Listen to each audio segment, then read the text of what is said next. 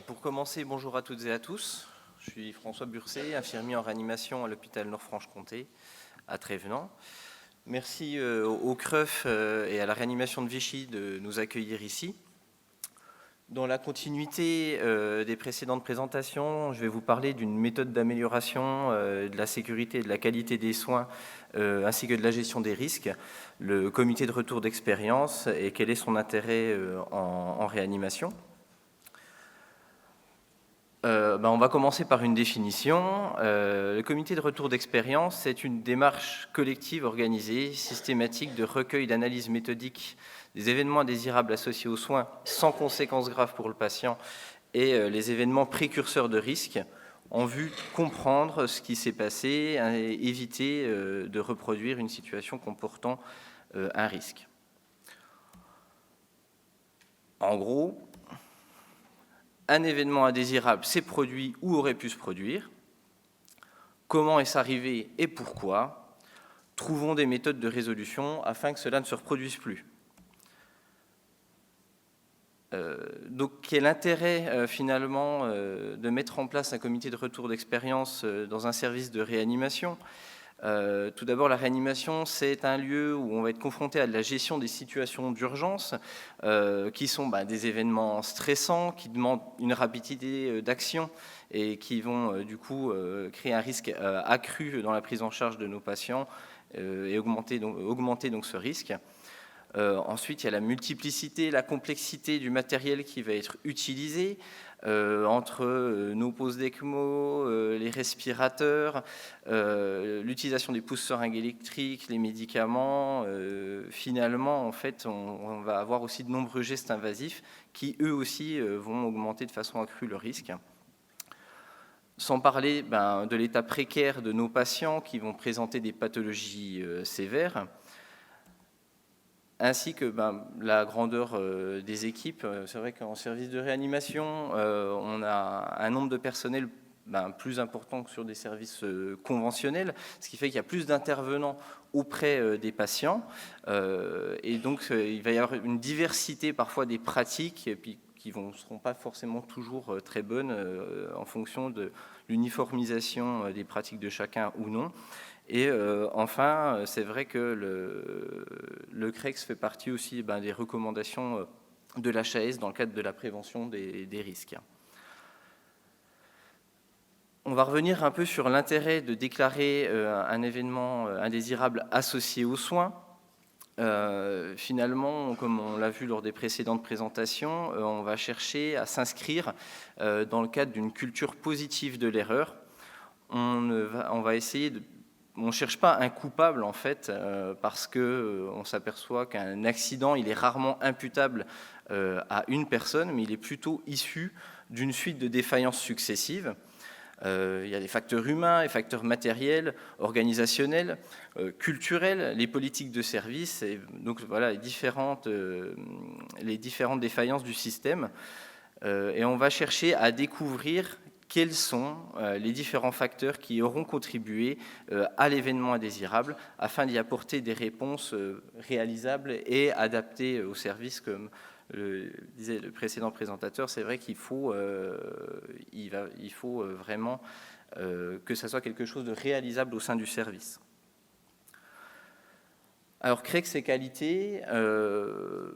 Alors, quand je parle de qualité, je parle donc du service qualité institutionnel des établissements.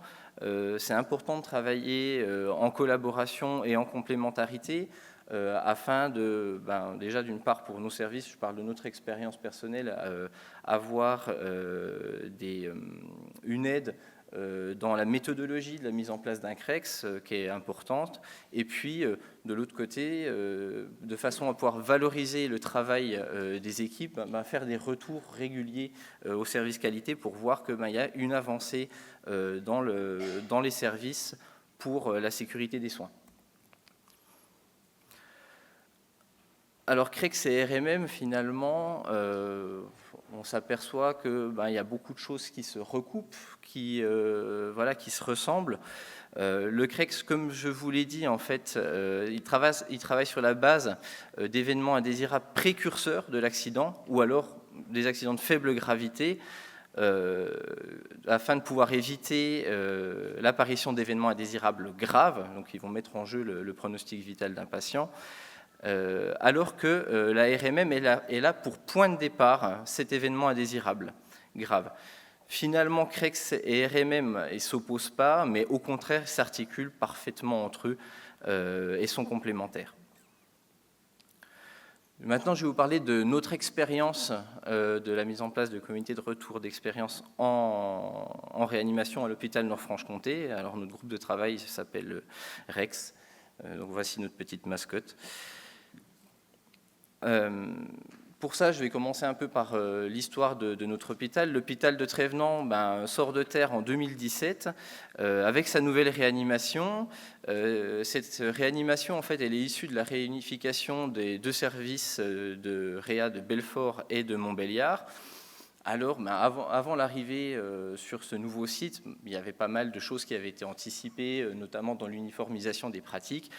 Mais malgré tout ça, en arrivant sur ce nouveau site, on tombe sur du nouveau matériel, des nouveaux locaux, une nouvelle organisation, un nouveau personnel. Tout ça est plutôt propice à de nouveaux événements indésirables associés aux soins.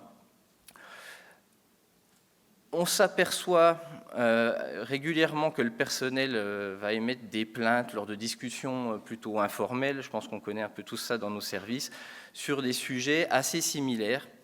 Tout le monde râle dans son coin et rien n'avance. Donc, à l'initiative de deux soignants, on a l'idée de créer un groupe de travail qui va traiter des problèmes récurrents dans le service. Alors, au début, on s'est dit, super idée, c'est très novateur. Puis après, en cherchant un peu sur Internet, on s'aperçoit qu'on n'a pas été les premiers à penser à ça. Par la suite, en fait, on a pris contact avec le service qualité institutionnel qui nous a un petit peu aiguillé, comme je vous le disais tout à l'heure, dans la méthodologie de la mise en place de ce type de comité. Et avec l'appui de l'encadrement, on a créé un groupe d'une quinzaine de personnes, 10 paramédicaux, des aides-soignantes, infirmières qui vont être de jour, de nuit, ainsi que l'équipe encadrante. Un médecin référent du groupe de travail et ainsi que le chef de service. Et c'est comme ça que REX voit le jour. Voilà, simplement, je vous ai mis, il y a des pilotes du groupe. Donc actuellement, on est 4. Nous, on va s'occuper plutôt de la partie logistique et de la mise en place, la préparation des réunions et la sélection des différentes problématiques qui seront abordées. Et puis, on a dû faire une petite pause, comme dans de nombreux groupes de travail en 2020, pour reprendre de plus belle un an plus tard à peu près. Le concept de ce groupe de travail, il est assez simple en fait. On a mis à disposition des soignants du service des boîtes aux lettres dans les salles de pause avec des fiches de signalement que je vous ai affichées ici. Bon, je ne sais pas si vous la voyez très bien. Donc c'est des fiches de signalement qui sont vierges, qui peuvent être remplies à tout moment par l'ensemble des équipes. La relève des boîtes aux lettres va se faire par les pilotes du groupe qui vont faire un recueil des données. On parlait d'anonymisation tout à l'heure. Seules en fait, les personnes qui vont recueillir ces fiches de signalement savent qui a réalisé cette fiche. Ça, c'est pour un côté plutôt pratique, pour pouvoir aller revoir les personnes qui ont fait le signalement pour un peu plus de précision si nécessaire. Et donc, on est tenu au secret par rapport à ça. Les pilotes se réunissent ensuite pour sélectionner les problématiques, parce que dans nos boîtes, quand on fait le recueil, on n'en a pas qu'une en général, et on va faire une sélection des problématiques par niveau de complexité, la fréquence d'événement, et puis aussi l'urgence à traiter l'événement. On décide d'une date de réunion et le groupe va se réunir afin d'analyser les différents signalements et tenter de trouver des méthodes de résolution. Alors quand je dis trouver des méthodes de résolution, c'est-à-dire qu'on ne va pas toujours forcément trouver une solution immédiate, mais on va plutôt faire appel à des personnes ressources qui peuvent être extérieures au service, biomède, les services techniques, laboratoires, ou encore les groupes de travail qui existent au sein même du service. On peut les solliciter pour leur niveau d'expertise. On peut créer des groupes de travail également par l'ensemble, et parfois, on peut être amené à trouver une méthode de résolution immédiate pour les problématiques qui vont demander pas forcément énormément de temps.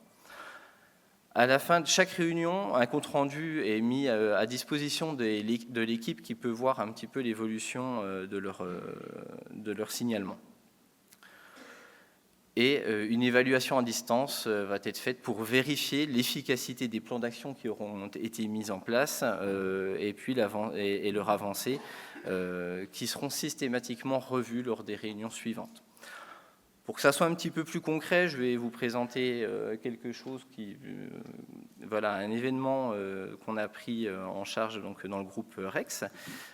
Cet événement... Alors, oui. On avance un petit peu plus vite. Ça marche. Une minute, ça on va se débrouiller. Donc l'événement, on avait besoin de transfuser un patient. L'infirmière étant dans la capacité de trouver la carte de groupe à ce moment-là. Ce n'était pas la première fois que ça arrivait, donc elle décide de faire un signalement. La problématique est sélectionnée par les pilotes du groupe. Lors de la réunion REX, on met en évidence un petit peu les facteurs déclenchants qui sont plutôt d'ordre organisationnel, tant à l'intérieur du service, tous les infirmiers infirmières ne rangent pas forcément la carte de groupe au même endroit, et puis également avec l'EFS, on a une structure qui a plusieurs unités, et l'EFS n'envoyait pas systématiquement les cartes de groupe au bon endroit. On se pose la question de mettre en place une informatisation des cartes de groupe. Et suite à cette informatisation, avoir en permanence la carte de groupe dans le dossier du patient. Pour ça, on a désigné une personne référente, une infirmière, qui a pris contact avec l'EFS et les secrétaires de réanimation. Et il a été décidé que les cartes de groupe, l'EFS comprenant un peu mieux nos difficultés, renvoie systématiquement les cartes au bon endroit. C'est transmis au secrétariat de réanimation qui va les scanner et les envoyer. Et du coup, ça va apparaître dans le dossier. Évaluation à distance, assez simple, qui va nous permettre, en vérifiant tout simplement dans le dossier patient, la présence de ces cartes de groupe et puis y a-t-il de nouveaux signalements, ce qui n'a pas été le cas. Donc on a pu en conclure une efficacité du plan d'action. Quels sont les freins qu'on a pu rencontrer au sein du groupe REX ? On parlait tout à l'heure de cette culture positive de l'erreur. Le sentiment de délation, c'est quelque chose qui est compliqué à mettre de côté. Et il faut entretenir un petit peu cette notion de positivité et de chercher à avancer grâce à l'erreur. L'adhésion des équipes. Tout le monde ne va pas forcément faire des signalements et ça a pris pas mal de temps. Les sujets abordés qui peuvent être source de conflits à l'intérieur des équipes. Le nombre de fiches de signalement à traiter, on a eu plus de 80 depuis la création du groupe REX. Et à raison d'une réunion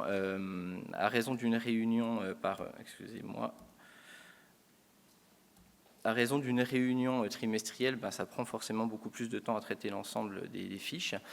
Le temps que chacun peut apporter, peut donner au groupe de travail, et puis des contraintes du travail en collaboration, les contraintes d'établissement, quand vous avez des plans blancs, des choses comme ça, ainsi que les changements dans l'équipe. Donc pour conclure, finalement, je vous dirais que le CREX, excusez-moi, j'ai un petit problème, voilà. Un CREX, ça demande un important investissement, c'est un travail qui s'inscrit dans la durée, qui doit s'adapter aux aléas de service, limiter l'apparition des événements indésirables ou leur redondance. C'est aussi un outil de communication interdisciplinaire. On parlait de l'importance de la communication et services. La réunion de REX, c'est un moment où les différents acteurs de soins du service peuvent se réunir et discuter. Ça valorise le travail et les propositions de l'équipe, et ça permet d'établir une réflexion sur le sens et la pratique des soins. On améliore donc la qualité et la sécurité des soins, en découle une amélioration des conditions de travail, et pour ma part, je trouve que c'est un travail réellement fédérateur pour une équipe. Alors je me permets de vous demander aussi, qui a un CREX dans ses services de soins ? Oui, d'accord, donc c'est quelque chose qui a quand même été qui est quand même bien présente dans les services. Et voilà, si vous souhaitez échanger à ce sujet avec nous, c'est toujours intéressant. On vous a mis notre contact pour pouvoir discuter un petit peu de tout ça. Merci beaucoup, François. Je vous remercie de votre attention. On va devoir mettre fin à cette session. Ce que je...